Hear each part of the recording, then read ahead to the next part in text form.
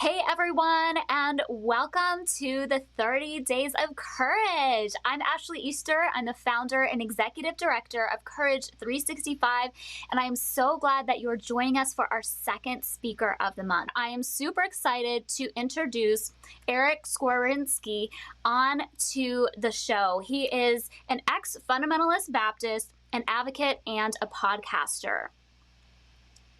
Hey, thanks so much for having me on. Hey, it is so good to have you with us. Oh my gosh, I have been admiring your work for such a long time, your podcast that you have been doing, and it is so near and dear to my heart because I am an ex-independent fundamentalist Baptist, and the Southern Baptists get all the spotlight for, as they should. The survivors in that movement should totally get the spotlight, but the independent fundamentalist Baptist survivors, we need a voice for us too, and you have been that so well, bringing amazing speakers onto your podcast, talking about the issues in that movement. And so thank you for doing that. You've really given a voice to so many people. Yeah, no, thank you so much, and thanks for having me on and give me a chance to speak. I was looking at the list of guests, and I'm honored to be in the lineup and get to share a little bit. Oh, well, we are honored to have you here. And I know you have a lot of great things to share, and I don't want to cut into any of your time. I want you to have as much time as possible to chat with our audience. Everybody, one last time, I want to remind you that if you have a question, just go ahead and drop it in the comments at any time. I'll scroll back through because there's going to be a live Q&A at the end. Well, without further ado, I'm just going to turn it on over to you, Eric. Awesome. Thank you so much. Thank you, everybody, for tuning in, whether you're watching live or on the replay. I appreciate you taking time to listen. And like I said, it's no joke. The lineup that Ashley and her team have put together is an incredible one. And I know just the message that was given last week was really, really awesome. And I don't take it for granted that I get to be in front of you guys tonight and get to share a little bit about what it is I do. This topic of advocacy that I'm so passionate about. And I'm going to go ahead and share a little bit of my story and talk about the power of advocacy.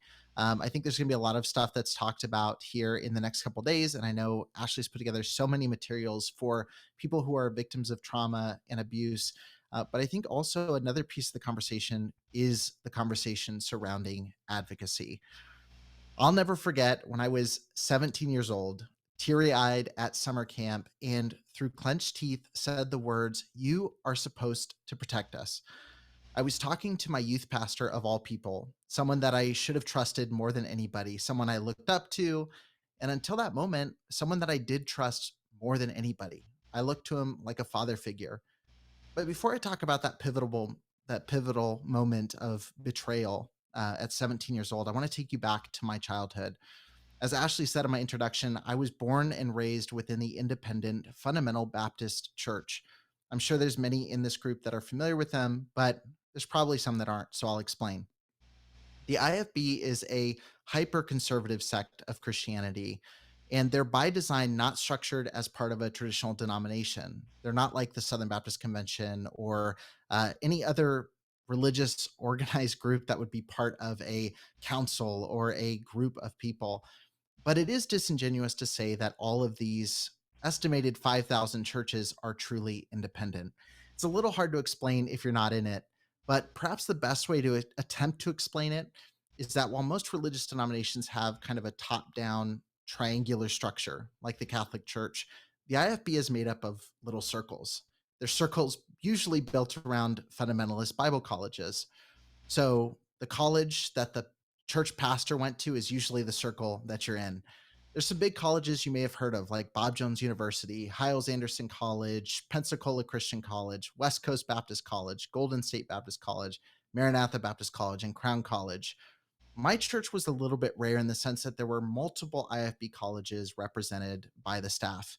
My pastor was from Hyles-Anderson, youth pastor from Pensacola, the rest of the staff were from West Coast. So we're a little bit of a Frankenstein's monster of IFB influences. And that was probably a benefit in some ways. There was some diversity in ministry methodologies and backgrounds and kept us from following one specific offshoot a little bit too closely. But we still had some of the weird oddities of the IFB. To give you a sense of some of the oddities, not going to movies, not listening to music that had a beat, not watching R-rated movies, not dancing, not drinking.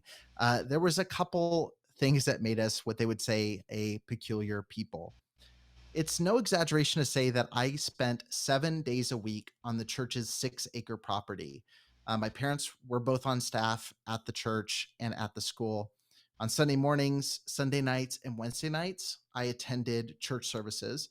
From Monday through Friday, I attended a small private school in the same building operated by the church and the people that attended the church.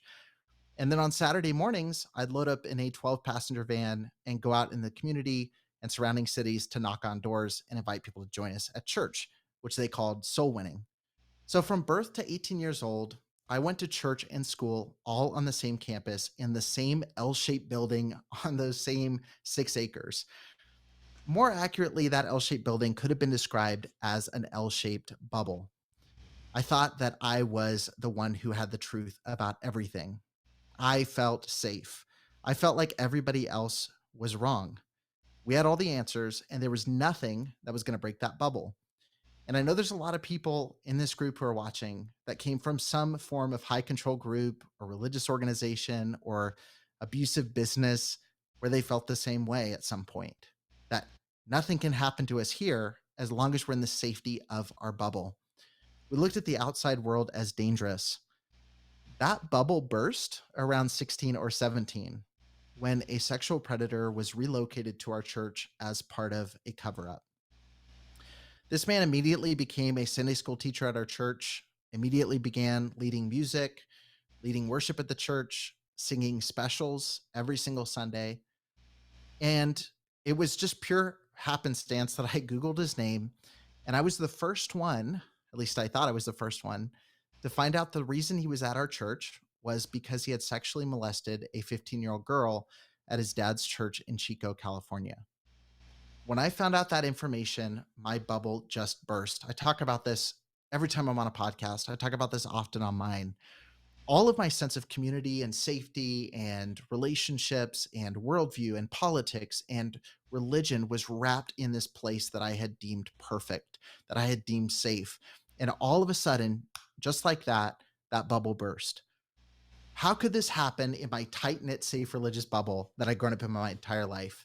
The people I trusted went there. The leaders were people that were like family to me.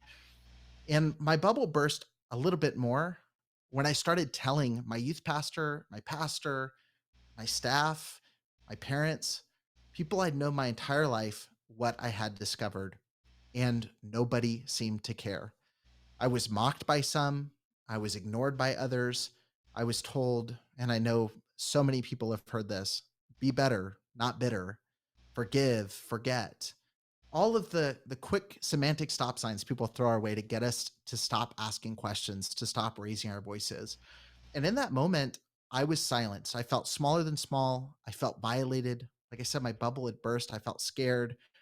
And I want to take a second. This is not something I even meant to say, but thinking about it in that sense too, I'm just someone who found out this happened in my bubble. So when I sit across from people and do interviews and I talk to people about abuse they've experienced or things that have happened, I can't imagine how much more these feelings are amplified when it's happening directly to you. All the emotions that I felt intensified at summer camp, like I mentioned before, when my youth pastor, who up to that point, I was at his house at least once a week, I would go and run ministries with him. We were close, I would say like a father son relationship. He revealed to me that he actually knew about the abuser's past before I had found out. I was absolutely stunned.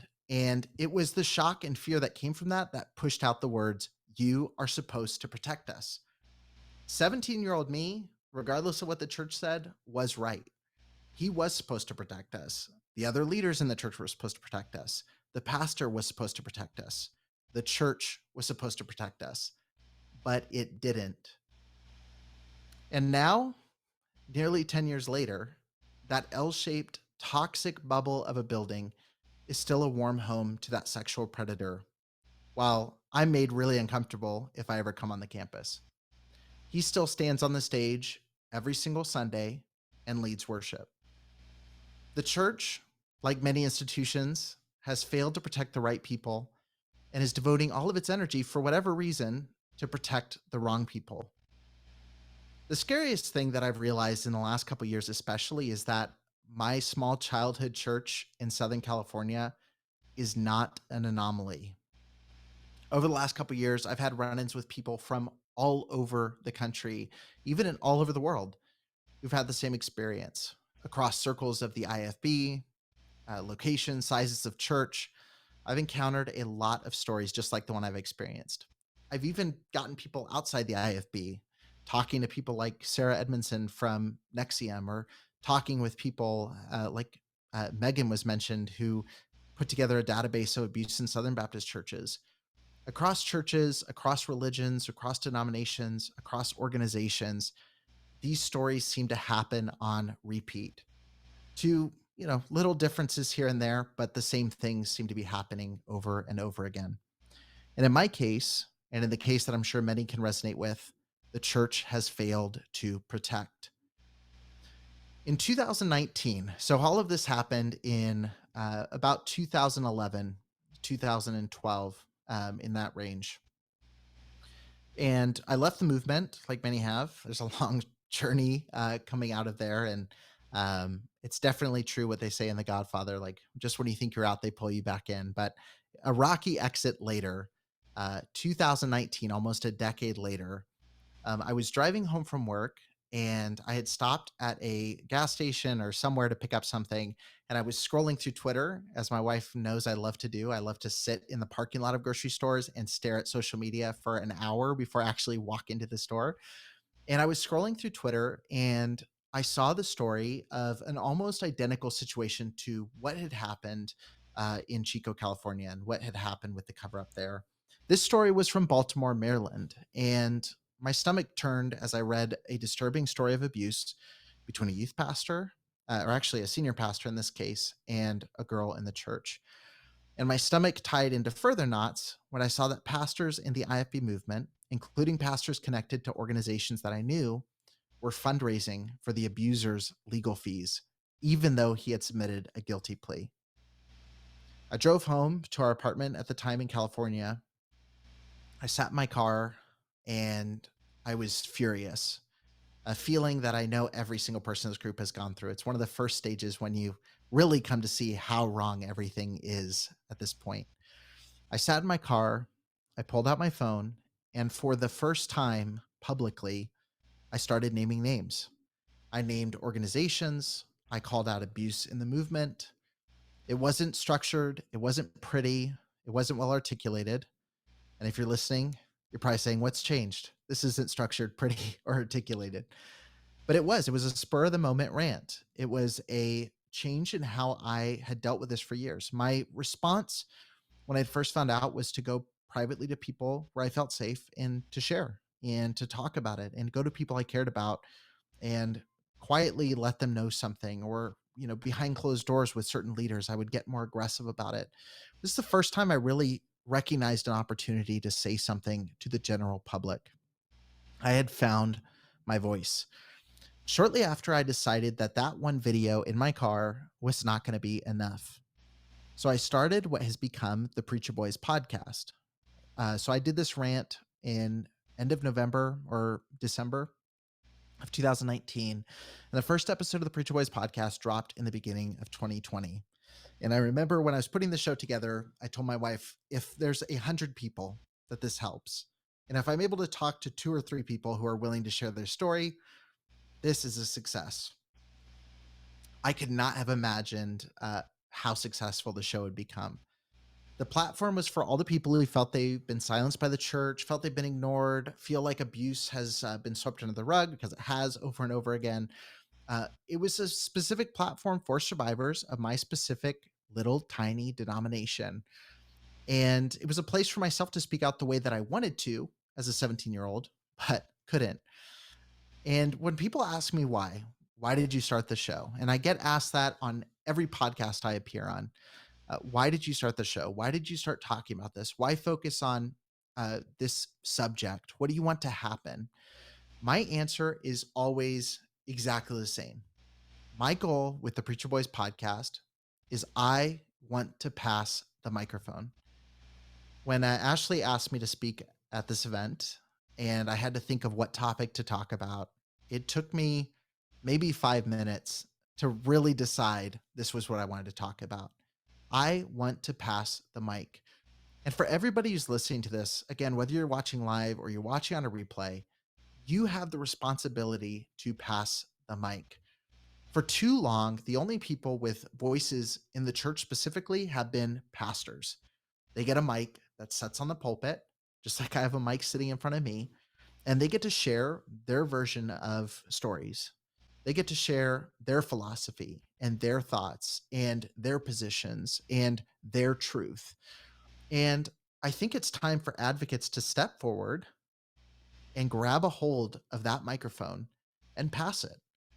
But who do we pass it to? I think the answer from my story, you probably already know. First and foremost, we need to pass the mic to survivors. Giving this speech is a little bit strange.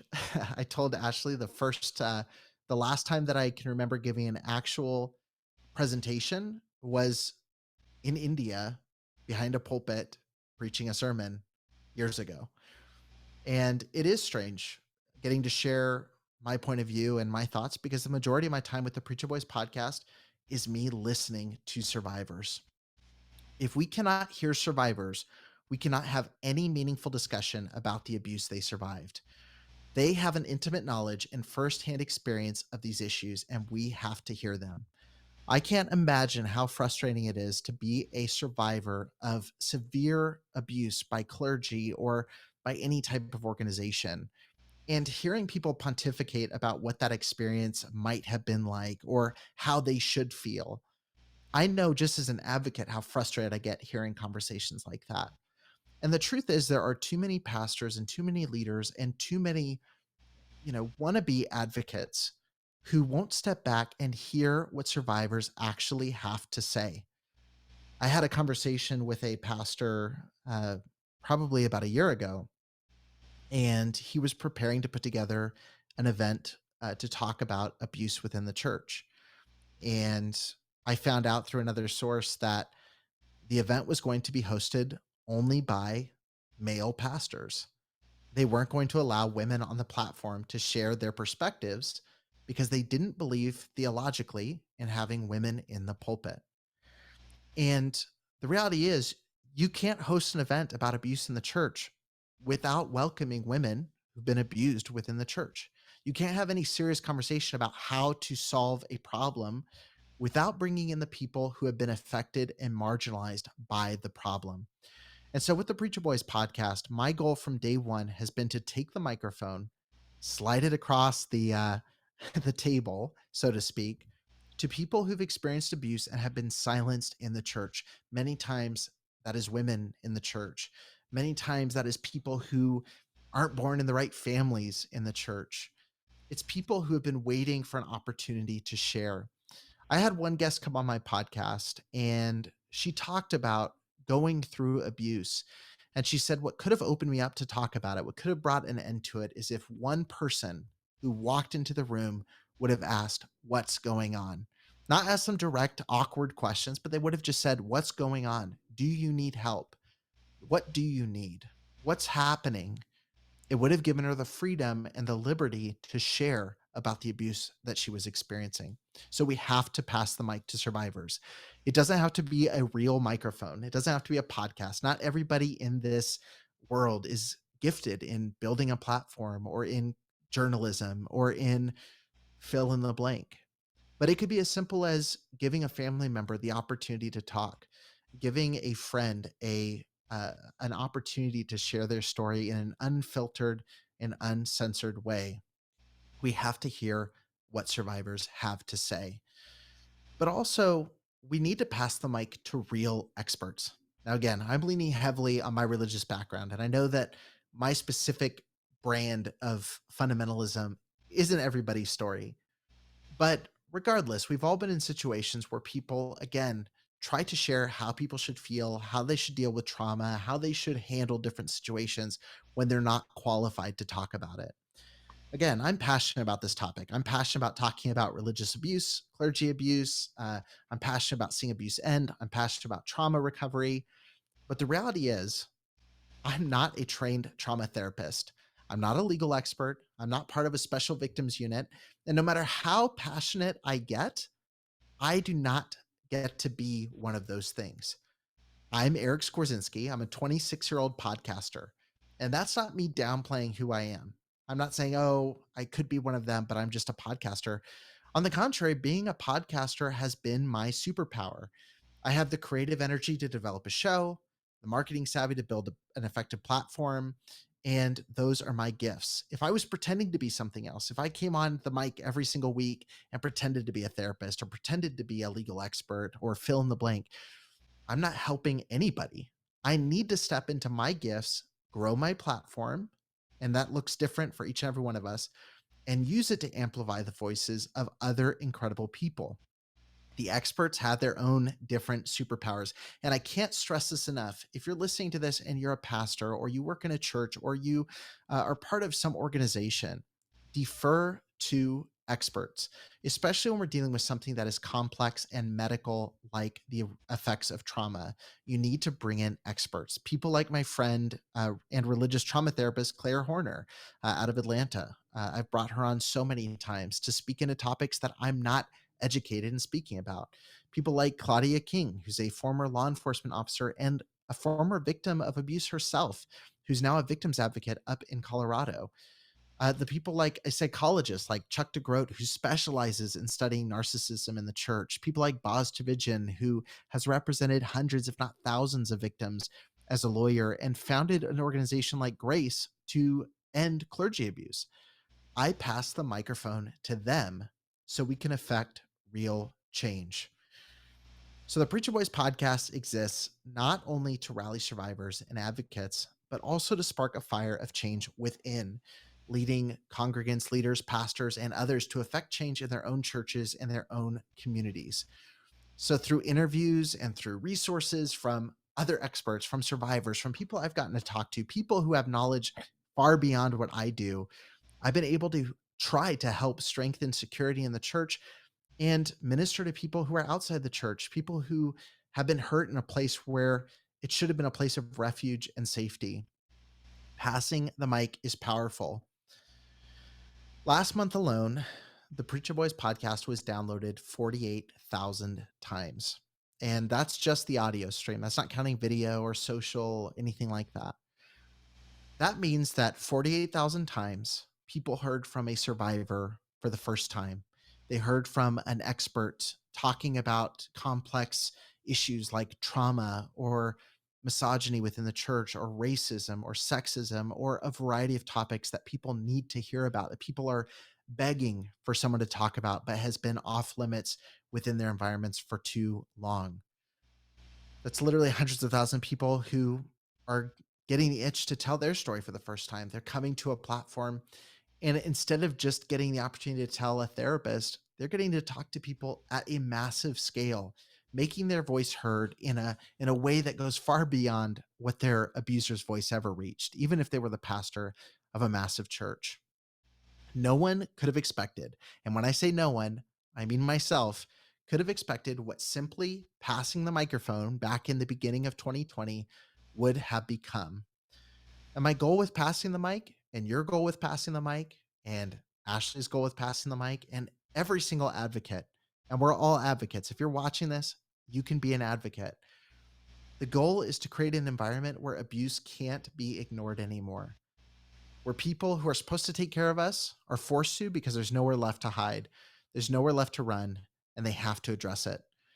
There's a verse in the Bible that really resonates with me, and it says, "For those who continue in sin." And it's talking about spiritual leaders. For those that continue in sin, rebuke them in the presence of all, so that they'll tremble in fear.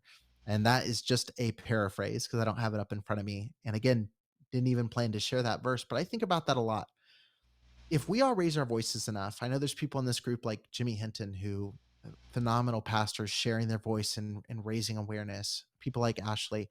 If enough of us come together and keep track of this abuse, call it out, lay out the names of people who are doing this abuse and stand strong for survivors, eventually the people who want to abuse, I know there's people here who are speaking about people who abuse in Hollywood, people that abuse in the Mormon church. Eventually, the goal should be that they're all trembling in fear, that they know the minute that they step out of line, the minute that they make a statement that hurts somebody, the minute that they take an action that crosses the line sexually or physically or is mentally or spiritually abusive, there's a community of people out there ready to call it out. And if they don't change, and if there isn't change sweeping throughout the church, and if history is any indication, organizations deciding to change and turn around is sometimes a rarity, then look around. I wish we were sitting in person in an auditorium, and I wish you could see the 800 people in this group, which is incredible, within my audience. I wish you could see the audience around the Baptist Abuser Database, Baptist Accountability Database, the people that have picked up copies of important books and are now studying and learning on their own. I wish you could look around and see that even if the places that were supposed to be safe aren't, there are voices out here saying you are welcomed. And as we step forward and pass the mic from one survivor to the next and one expert to the next, we're going to continue to see a new, growing, healthy community of people looking out for each other, caring for each other, healing together. And then once we find healing and once we get to a place where we can start to make progress and start moving past this point of severe hurt, which takes so much time, we can begin looking for someone else we can help along the process. We can look for someone to pass the microphone to so their voice can be heard for the first time. Thank you guys so much. Think about ways that you can be an advocate and pass the mic to somebody this week. I know there's so many resources from Ashley and her team. You can definitely head over to the Preacher Boys podcast. I try to bring people on who can talk about that exact thing. But just giving someone the okay to share their story for the first time should be a goal that we have throughout our year, throughout our week, throughout our day-to-day. It's so easy to find time to pass the mic. Thank you guys so much. Wow. Thank you so much, Eric. That was such a powerful talk. And I found myself resonating with so many of the things that you're saying, describing your background and all the rules and things. And I think we're going to actually have a discussion about that in a minute because people have been asking questions on that. And just so you know, from the comments, so many people are just tapped in and really eating up the things that you're saying. We have both so many hearts and so many angry faces in the emojis because they're angry at the abuse and they're really happy about what you're saying. So I hope that's what they're angry about. I hope it wasn't my talk. No, I am very positive they were angry about the abuse that you shared, but definitely strong emotions about this. And so thank you so much. And we are going to get into a Q&A in just a minute, but before we do, everybody, I want to take a moment to thank some of our sponsors. We have several sponsors for the 30 Days of Courage. One of those is Sojourners. We thank them very much for their support of this event and our previous events, and SNAP, Survivors Network of Those Abused by Priests. And they have a special message for us, which I'm going to play for us right now. Make sure you drop your questions in the comments because we're coming back live with a Q&A.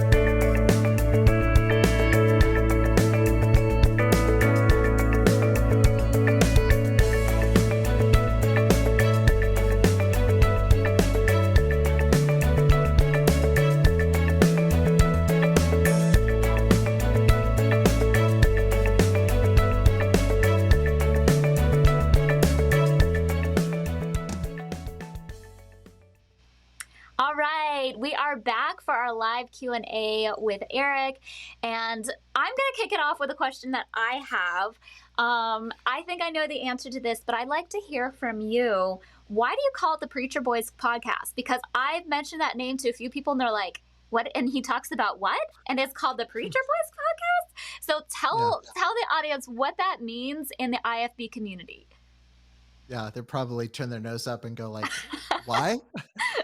No, it's really funny because again, like when I started the podcast, my goal was specifically people within independent Baptist world, and so I started trying to think of names, and I couldn't think of anything. And preacher boys is a term that gets used within the independent Baptist circles a lot. And across all the different circles I mentioned, that term gets used. And essentially, it indicates young Baptist preachers within the movement, which I was pushed on the track to be by a lot of the leadership. But for me, it has a dual meaning. One, I think it's kind of a clear calling card for anybody who grew up in that world. They're going to know what it is, they're going to be interested, but also I think it speaks to kind of the environment within the IFB, which is it is a boys club. I mentioned pastors fundraising for an abuser. We see this in a Southern Baptist convention. We see this in Hollywood. People gather around, and the reason a lot of this stuff happens is because there are these boys clubs that protect each other regardless of the cost. Loyalty trumps all. And so for me, Preacher Boys podcast is a little bit of a jab at kind of the culture perpetuated, the immaturity, the dangerousness of loyalty over safety and protection. So that's where it comes from. But it is funny because I get IFB people in my comments sometimes that go, "How dare you call yourself a preacher boy when you're saying stuff like this?" And it's like, you really don't get the joke, but that's what it is. I love that. Yeah. And I knew that from coming up in the culture. It was usually like teen boys, even, that hadn't maybe even expressed interest in being a pastor. They're like, oh, these are going to be the preacher boys and stuff. And I remember as a teen, like, I always wanted leadership roles. And most people know by now that I am ordained in a totally different denomination, but I was the one who was interested in it. And like my brother had zero interest in it. And he would be like getting these books and, people, like giving him books, and he would, be asked if he wanted to join these groups and stuff. And I was just like, wait, over here. What about me? Yeah, it's preacher boys, not preacher girls in that denomination. Another thing I wanted to bring up is somebody was listening when you were talking about all the things that you can't do, which I couldn't do any of those things as well. They said, in addition to no movies or music with a beat, my parents didn't allow us to play cards because they said the Joker was making fun of Jesus. Have you heard that one? No, but I will say, so this is something funny. So there's something funny when you're staying within an environment that you grow up in, is that Uh-huh. you don't realize how many things are weird until you're talking to people who didn't grow up in Yes. that context. And I know you had Shalise on for Yes. last week's, and she was sharing about Mormonism. And I work with I work with a friend who's comes from a Mormon background, and he was on a mission for 2 years and very strict. And in my mind, I was always like, "Oh, you guys are super strict," the Mormon background. And I started saying like, "Yeah, you probably were like us. You couldn't listen to music with the beat, couldn't go to movies, you couldn't play with playing cards, couldn't dance." And he was like, "What?" He's like, "We could do all that stuff." He's like, "You guys make Mormonism sound a lot easier." And so it was kind of funny, but no, we couldn't do playing cards because it looked like we were playing poker. So the appearance of evil Yeah. Yeah. was the reason. Oh, And yeah, I would share. Well, I'll share a story. My brother got in trouble one time for playing solitaire on his cell phone because it looked like he was playing poker. But that's yeah, stuff hilarious. like Oh that's my pretty God. interesting. Yeah. We were not allowed to gamble in my family. We could use like playing cards. But like not no gambling. I think maybe you could gamble for like candy or something like that, but no money because it meant you were a bad steward of your money and that was bad and you should give it to the church and all that kind of stuff. But yeah, I thought that Yeah. was a good comment and I was like, I bet there's a story there. Okay, another question is what can we, those trying to help others, do to pass the mic or help? So you have a podcast. I know some people are using social media. Do you have any other suggestions that you didn't mention before that would be a great way for people to consider passing the mic? Yeah, there's so many. Like I mentioned, podcasting was a natural for me. I don't think everyone needs to start one. I think some people go like, "Oh, I would never want to do that," and it just sounds horrible to have to get on a platform and share like that, or even social media. I think the biggest element of passing the mic is very much going to survivors that you know, and they will come to you. I think if you're open and you create an environment where it's safe to come to you, it will happen. It's just natural. People are looking for people to talk to. I think the most important question when dealing with anyone who's dealing with some kind of trauma is to ask, like, what do you need? Yeah. Like, what Yeah. is it? And I think in that instance, it's easy to say, like, how can I help you share your story? Or do you need to share your story? I think for people listening who are in leadership positions, um, man, I just really give a platform to people who have messages like this. For pastors, I mentioned a story. It sounds like a crazy one off thing, but I know so many pastors that won't have women in the pulpit to talk about abuse. And sorry, statistically, women are far more likely to be abused, especially in patriarchal settings and very strict religious environments. So platform them, give them a chance to share. And that's the beauty. This is the thing where, I look at this lineup of people of experts, and people that can really speak to this. My role as a podcaster is not to be an expert. My role is simply to pass the mic and let people who have a story to tell. I don't have to figure out what it's like to be a survivor. I don't have to figure out how to articulate their story. I can just say, share your story. You're here. You can share your story here. No judgment. Share what you need to share. No limitations on what you can share. I'm not going to edit what you can say. Come out and say it and share. Same with experts. I don't need to tell survivors how to feel. There's therapists that can walk them through that process. There's people who can help them examine what's authentic, what's not, what's medical, what isn't. And so I would say just be open and give opportunity. And like I said, a podcast sounds big scale. Doing something like what Ashley's doing sounds big, like a huge scale. It can be at the Thanksgiving table to be the one family member that they can open up with without being judged, without being told how to think or how to feel. So in micro context and macro context, there's a lot of different ways you can do it.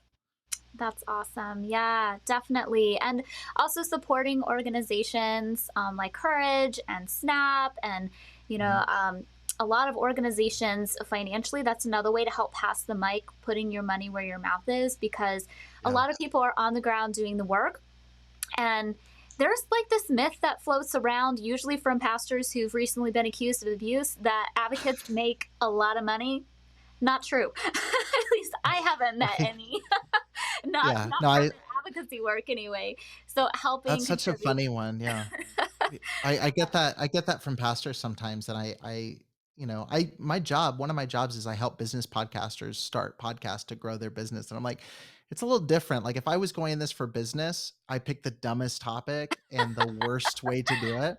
I could have gone into business podcasting or real estate. I think like it's the time that goes into it, the time that goes into trying to find these resources and put together events like Yeah, this. And it's why I commend you, because I know a small fraction of the things that you're doing, and it's hard work. But there are so many organizations that do such a great job, and I second that. Snap, total superheroes. Love yeah, everything they do. It Support them. If you can't do it, if you don't have the platform, find someone who is and assist them. yeah. Maybe take that 10% that you were giving to abusive pastors and give it to some nonprofits that need it. Perfect. Perfect. Okay, here's a good question. I'm curious about Eric's perspective on the Duggar family, their history of abuse, and the current situation of child porn charges against Josh. Mm. My heart breaks for the women, especially who have such a difficult path to healing. And if people didn't know, the Duggars actually did. I'm not sure if they still do, but did attend an independent fundamentalist Baptist church. So, yeah, any thoughts on that situation? Yeah, I mean, they would be the most well-known independent Baptist family. I mean, maybe Kent Hovind Yeah, would be more known to some. But yeah, I mean, my opinion, I have a lot of opinions depending on the angle. I th- I think when you look at trying to think which angle I want to go at it from. I mean, them specifically, I, I I'm not one to write off entire groups of people. Even I deal with independent Baptist abuse. I think there's good people in every environment. I think there's bad people. I think Josh has shown he's not a good person. I think the evidence is pretty clear and points to that. I have very mixed feelings about his wife, sticking by him, doing that. But I also understand too the way women are taught in the movement. It's a tricky situation. I think, she is a victim of this, whether, I think she should leave. I think that, I think that there should be a lot of separation from Josh by the family and more talking about it. But, again, you're dealing through layers and layers and years of religious indoctrination that tells you divorce is never an option, that you stand by them no matter what, that you endure abuse in most cases, so it's I have more empathy, I think, than some who go on YouTube and create videos about the Duggars or go on podcasts and just rail against them, because like much within the independent Baptist world, I used to be in it. And I understand the mentality that what the pastor says goes, Yeah. and I think anybody who comes from a high control environment or a situation like that should have a little bit of empathy in dealing with it. But I do think also that doesn't eradicate accountability and responsibility. I think people like Jim Bob, I think people like Josh, and especially Josh, I mean, with criminal acts like this, needs to take accountability and be dealt with that way. Grace never covers up sin or abuse or things like that. But I think for the family, for the kids, like it breaks my heart. It breaks my heart to see kids that grew up with no choice. They didn't choose someone as their dad or someone as their uncle. So it's a tough situation, and I wish I had more time to give a nuanced answer, or time to think about a specific angle. But it's kind of my broad thoughts. Yeah, that makes a lot of sense. And, I think in situations like that, it does seem very much to me like Anna is a victim. And also the children are victims. And so there's some complicity there now that she's an adult. Yeah. And the thing about it is, like, people can have both things be true at once. They can be a victim, Mm. and there can be others who are victimized by choices to stay. And it's it's not that people always can stay, we or always can leave. We don't know what's happening behind closed doors. We don't know if there are any threats. We really don't know Yeah. the whole situation. But yeah, my heart really goes out to the kids and to Anna as well. And I hope that all of them get safe and in some real therapy, not pastoral counseling. Yeah. Yeah, yeah. That's a Okay. whole other subject I could talk Oh about. gosh, yeah, definitely. That was big in the IFB movement. And if for anybody who's not familiar, a lot of times in the IFB churches and in a lot of churches in general, pastors will say that they're doing counseling sessions, but they don't have any therapy degrees. And so there can be a lot of harm done when you're not having a professional helping with your traumatic brain injuries from trauma. Okay, so let me read some other comments coming up. Let's see here. Very inspiring.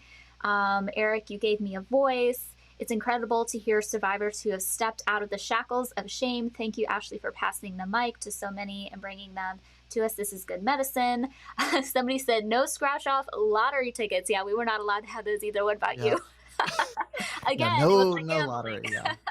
Yeah, absolutely not. So great to learn. You've been ordained out Mm. there spreading love in many ways, providing a safe space. Yes, give women a voice. We haven't had. It's bringing tears to my eyes, his sensitivity to the experience of women. Yes, it is very wonderful to have men supporting the voices of women, because women can do things on their own, but also a lot of times their voices are not listened to unless a man gives them a Mhm. platform. And so it's sad that it has to be that way.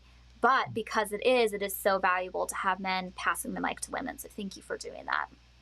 Yeah, and I wanna say one piece to that too, just for people listening. If you are a man listening to this, everyone else can still listen, but if you're if you're a guy, um, I'm gonna quote a woman in this advice, but hear me out. Pick up a copy of Tiffany Bloom's book, Pray Tell. It's very helpful in understanding what it feels like to be a woman within male-dominated spaces. She speaks, to churches, organizations, like whether you're talking Mormon, it's not focused on IFB, it's not focused on church, it's mainly business space in the book. But one of the things that I see pastors doing who are almost doing the right thing in this, and podcasters and authors, is they'll have women there for symbolic kind of, activism appearances. They'll have a woman on the board, so it looks like they listen to women, or they'll have someone there in a position where it's a title only. They get to be they get to be a pastor, but they don't have the same privileges and all that sort of thing. I think if you can give real platforms and real voices and real power to women, and not just giving, she calls it faux egalitarianism in the book, which really stuck with me. Try to avoid that. It's insulting, I think, to people who deserve a voice, just to give them a title or give them something to kind of basically silence them. Basically, here's your title, go sit over there. Just ask, what do you need? Again, always go back to the question, what do you need? How can we help? And make it happen. Like, try to give a platform to people who need it. And you are, I am uniquely privileged as a white male to, be able to be heard by more pastors. And I kind of like the idea that I get to get them to come on and listen to the show. And then I pass the mic to someone that they wouldn't normally listen to, and they get to hear that for the first time. I think that's really important. And, again, ask how you can do that better and more effectively. Yeah, thank you for that. Yeah, that's very powerful. You're definitely going to want to come in and read some of these comments. I don't see any direct questions here, so I just want to end with a question for you. Oh. And my question is just, what does courage mean to you? That's something we talk about a lot here at Courage 365, and I'm interested what comes up for you when you hear that word. I'm trying not to think about it too much, but I want to give a good answer. I think, it's the classic definition, like, it's courage is, feeling fear, but still moving forward. And I think, speaking, again, this applies in every case, but I'll speak to from the religious world, and imagine you're working on a set of a movie, or if you're working in an office space in a cubicle. Like, we're all in these positions where we're tied into, our life is tied into these situations we're in. Within the church, my politics, my religious worldview, my family still works in Baptist churches. Like, it's very awkward at times, and but the reality is, if you know something's right, you need to do it. And I think, again, there's so many people and so many advocates, and I know you're a perfect example of this. You grew up in a very similar environment as me. I knew when I started raising questions, I found out very quickly, I'm not going to have the relationship with my youth pastor I used to have. I'm not going to have the relationship with my pastor. I'm not going to have the relationship with my church. Now, when I go back, I get side eyes, and I get people that are rude and make comments, and people talk about me. But the reality is, you have to choose what you want to be a part of, and you have to face that fear, and you have to move forward and have courage. And the people, again, it's not that you're leaving. That community is going to fall apart and burn to the ground. It is. And that's something you have to know. I want people to be aware of that. But like I said, on the other side, there's another beautiful community. I never would have met you if I hadn't started doing this. And I never would have met Jimmy Hinton. I never would have met Rachel Peach on my show. I never would have met Boz. I never would have met so many people that I'm now much closer to, have more authentic relationships with none of the pressure and ego and, just horrible foundations on those relationships, because there's a community of people out there all looking for the same thing, all trying to do the right thing. And once you find them, it becomes easy. I have pastors preaching sermons saying, Eric's going to hell, and dragging people with them by name. I've had pastors preach that stuff, and it doesn't bother me anymore. It's not my world anymore. It's not my community. Now it's going, I'm in a community with people like you. I'm in a community with people like Jimmy and Rachel and Joy and all these different names that come to mind, who, have also been courageous and have created a community that I never could have imagined or never could have tailored for myself. Wow. Thank you so much. That's a beautiful description of courage. And it has been such a joy having you here tonight. Everybody, go check out the Preacher Boy podcast and make sure you follow Eric on all of his social media. Eric, again, such a pleasure having you. You have a brilliant point of view, and we're really honored to have you speak with us tonight. Awesome. Thank you so much. Thank you all for tuning in. Sending you all so much love. Live with courage.